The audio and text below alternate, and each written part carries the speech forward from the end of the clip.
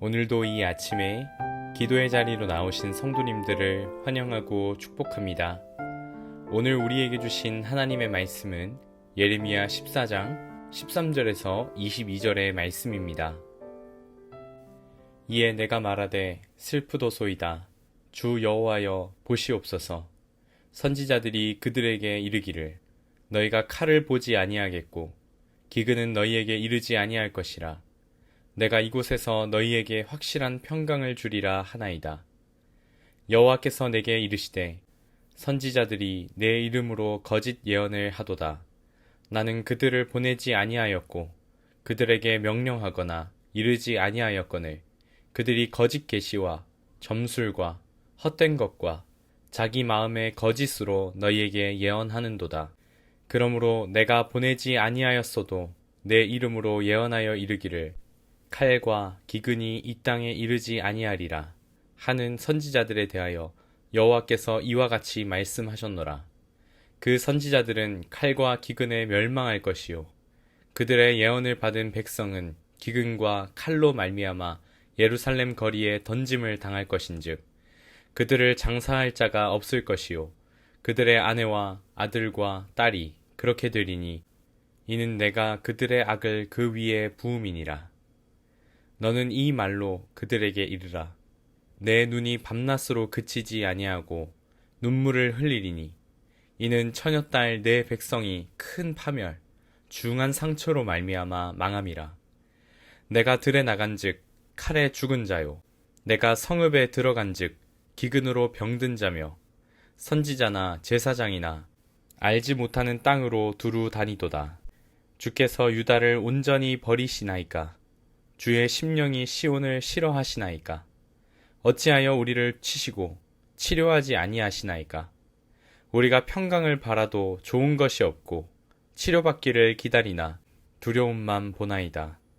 여호와여 우리의 악과 우리 조상의 죄악을 인정하나이다. 우리가 주께 범죄하였나이다. 주의 이름을 위하여 우리를 미워하지 마옵소서. 주의 영광의 보좌를 욕되게 마옵소서. 주께서 우리와 세우신 언약을 기억하시고 패하지 마옵소서. 이방인의 우상 가운데 능히 비를 내리게 할 자가 있나이까. 하늘이 능히 소나기를 내릴 수 있으리이까. 우리 하나님 여호와여 그리하는 자는 주가 아니시니이까.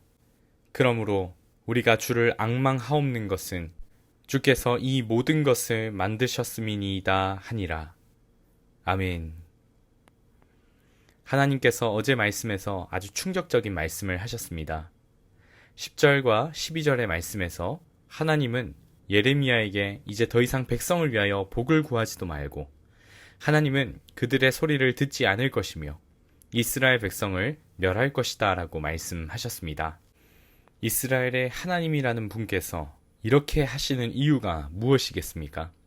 이스라엘 백성들은 하나님과의 언약을 따르지 아니하고 하나님께서 돌아오라고 호소하며 선지자들을 많이 보냈지만 이스라엘 백성들은 돌아오지 않았습니다. 이스라엘 백성들의 겉모습은 하나님을 섬기는 것 같아 보였지만 그들의 완악한 내면은 전혀 바뀌지 않았습니다. 오히려 그들은 어그러진 길을 걸어가며 그 발걸음을 멈추는 법이 없이 참된 회개에 이르지 못했던 것입니다. 이러한 백성들의 모습은 교만했고 마음 가운데 하나님이 아닌 자신이 스스로 높아졌고 결국 하나님의 돌이킬 수 없는 엄중한 말씀이 선포된 것입니다. 백성들이 멸망의 길을 향하고 질주하고 있는 가운데 하나님의 뜻을 들은 예레미야는 하나님께 눈물로 호소합니다. 그것이 13절부터의 말씀입니다. 13절에 이에 내가 말하되 슬프도소이다. 주 여호와여 보시옵소서. 선지자들이 그들에게 이르기를 너희가 칼을 보지 아니하겠고 기근은 너희에게 이르지 아니할 것이라. 내가 이곳에서 너희에게 확실한 평강을 주리라 하나이다. 아멘. 예레미야는 백성들을 지금 변호하고 있습니다. 백성들은 그저 선지자들의 말만 들었을 뿐입니다 라고 하는 것입니다. 그러나 문제는 그 선지자들은 거짓 선지자였다는 것입니다. 그들이 전한 메시지는 전쟁이 없을 것이고 기근이 사라질 것이고 평화가 찾아오게 될 것이라고 하는 굉장히 희망적인 이야기를 하나님의 이름을 빌려서 그들은 이야기했습니다. 거짓 선지자들은 하나님의 뜻이 아닌 백성들이 듣기 좋은 백성들의 욕망에 따른 말을 전달했던 것입니다. 우린 이 시점에서 하나 생각해 볼 것이 있습니다. 하나님은 사랑의 하나님이시고 하나님의 말씀은 우리로 하여금 하나님의 사랑을 전달합니다. 그런데 우리를 사랑한다 하시고 위로하시는 말씀만 하나님의 말씀이 아닙니다. 때로는 징계와 고난으로도 하나님은 사랑을 전달하여 주십니다. 그런데 우리는 후자는 받아들이기를 어려워합니다.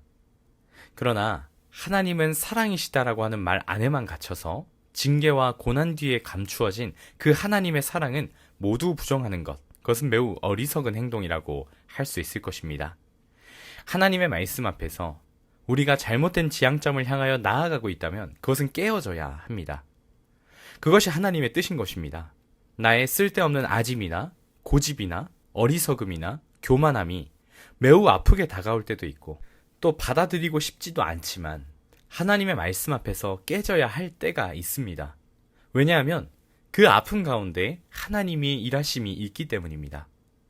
아픔 가운데서 나의 낮음을 발견하고 나의 완악함을 발견하고 반대로 거룩하신 하나님과 크신 하나님을 아픔 가운데 발견할 수 있기 때문입니다. 우리가 하나님의 말씀으로 하나님의 위로를 받을 수 있습니다. 그러나 우리는 위로만 받을 수는 없습니다. 그런데 거짓 선지자들은 그것을 하는 것입니다. 다른 선지서들에도 나타났던 이 거짓 선지자들의 특징은 그들은 평안하다, 평안하다라고만 말합니다. 그들은 하나님의 말씀을 전달하는 게 아니라 백성이 듣고 싶은 말만 전달한다는 것입니다. 또 백성들은 그 말만 받아들입니다. 우리는 쓴 말과 달콤한 말이 있다고 한다면 당연히 달콤한 말만 듣고 싶어 할 것입니다. 그러나 쓴 말씀도 하나님의 말씀입니다. 하나님은 우리를 사랑하시기에 우리를 위로도 하시지만 우리를 사랑하시기에 잘못된 길을 갈 때 경고도 하시고 또 때로는 징계도 하시는 것입니다. 하나님의 그런 모습은 단순한 분노나 어떤 한쪽에 치우친 감정으로서 이야기하지 않습니다. 17절 말씀입니다. 너는 이 말로 그들에게 이르라.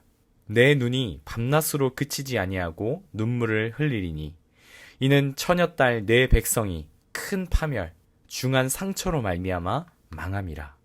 백성들을 징계하시는 하나님의 마음입니다. 하나님이라고 자신의 백성들을 징계하기를 원치 않으신다는 거죠. 하나님이 눈물을 흘리십니다.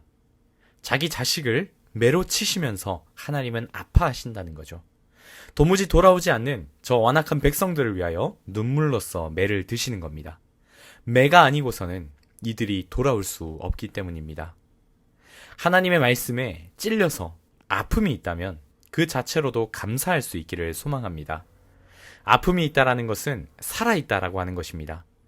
찔렸는데도 미동이 없고 반응도 없다면 그것은 죽은 것이나 마찬가지입니다. 아픔이 있다면 회복의 가능성이 있습니다. 말씀으로 인하여 아픔이 느껴질 때 하나님 앞으로 나아가게 되는 큰 은혜가 우리 모든 성도님들에게 있기를 간절히 소망합니다.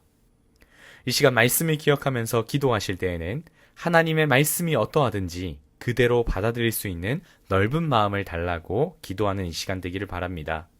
나에게 쓴 말씀, 듣고 싶지 않은 말씀일지라도 그 속에서 우리를 향하신 하나님의 사랑의 마음을 알고 하나님의 말씀으로 받고 하나님의 뜻대로 나아가길 함께 기도했으면 좋겠습니다. 그리고 두 번째로 분별함을 달라고 기도합시다. 사단은 우리를 늘 미혹하여서 우리를 잘못된 길로 나아가게 합니다. 혼미한 이 시대 가운데 시대를 향한 하나님의 말씀과 뜻을 잘 분별하여서 하나님 앞에 부끄러운 모습이 되지 않도록 이 시간 함께 구하며 나아가는 이 시간 되었으면 좋겠습니다. 그리고 계속해서 기도하실 때 나라와 민족을 위해서 계속해서 기도해 주시고요. 그리고 교회를 위해서 기도하실 때 우리가 늘 기도하는 것처럼 예배 처소를 위해서 함께 기도해 주셨으면 좋겠습니다. 그리고 마지막으로 각자 가져오신 기도 제목들을 이 시간 하나님의 손에 올려드리며 함께 기도하며 나아가시겠습니다. 함께 기도하겠습니다.